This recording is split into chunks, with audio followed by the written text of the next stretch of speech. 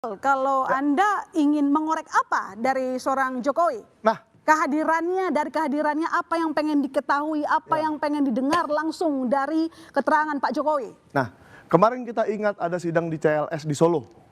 Ya, di mana tiba-tiba ada 2 orang ibu-ibu yang agak tua yang mengaku teman KKN di Ketoyan katanya.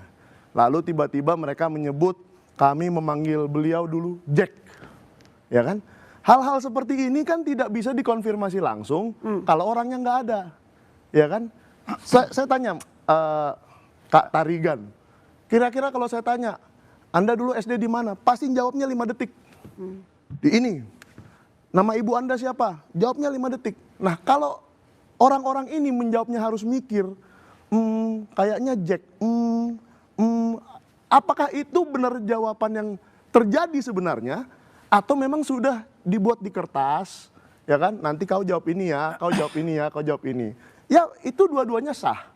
Menjadi saksi itu boleh dipersiapkan dulu atau memang boleh secara ingatan.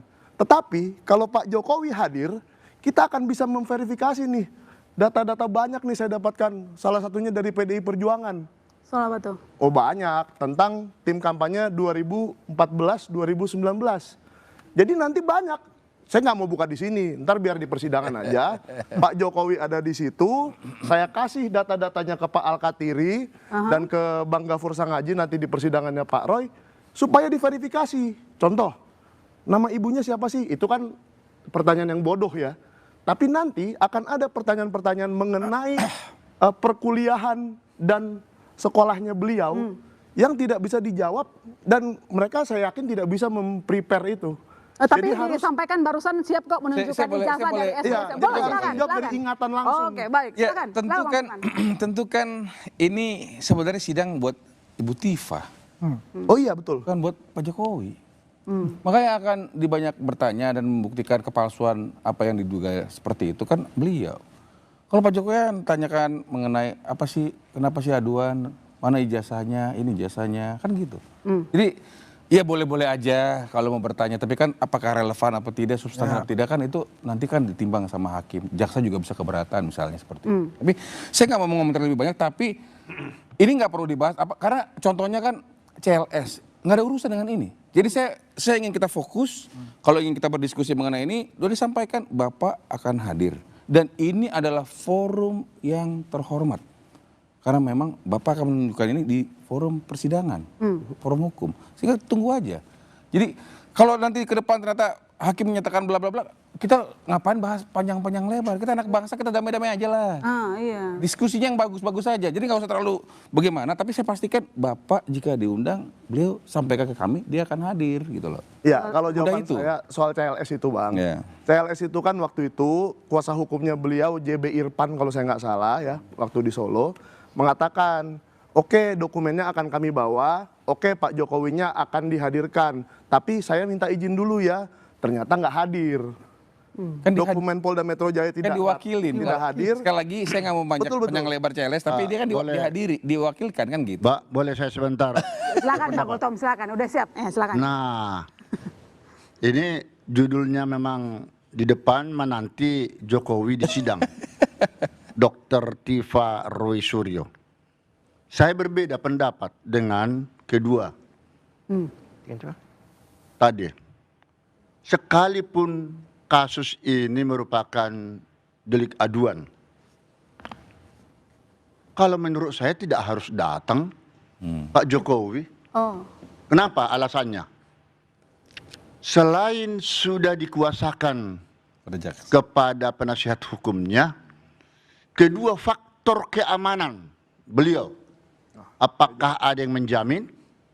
Ya, ini perlu menjadi catatan. Tapi kalau memang beliau harus datang, tidak menjadi persoalan. Meski tadi dibilangnya delik aduan absolut, jadi harusnya datang yang merasa difitnah. Iya, tapi kan tidak mutlak harus dia juga datang, karena paling banter nanti majelis hakim akan bertanya. Jadi maksud Pak Gultom sekali dua kali datang. Pak Binsar. Pak Binsar ya, maaf ya.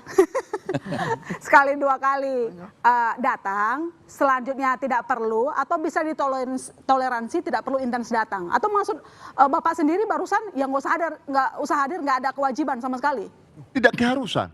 Sama sekali, Iya. dari awal. Tapi kalau dia rela sebagai negarawan, keamanan beliau juga terjamin, no problem. Kan paling banter nanti majelis hakim bertanya kepada beliau terkait dengan ijazah itu. Apakah ini benar ijazah Pak Jokowi? Ya.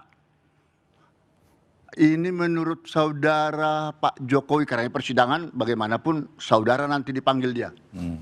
Seperti kami dulu memanggil mantan Presiden B.J. Habibie.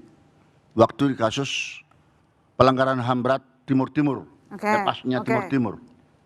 Dia memang menjadi saksi. Kalau ini bukan menjadi saksi kan? Pelapor. Saksi pelapor. Saksi pelapor. Saksi pelapor kah? Ya. Kalau dia memang menjadi saksi pelapor, mutlak hadir.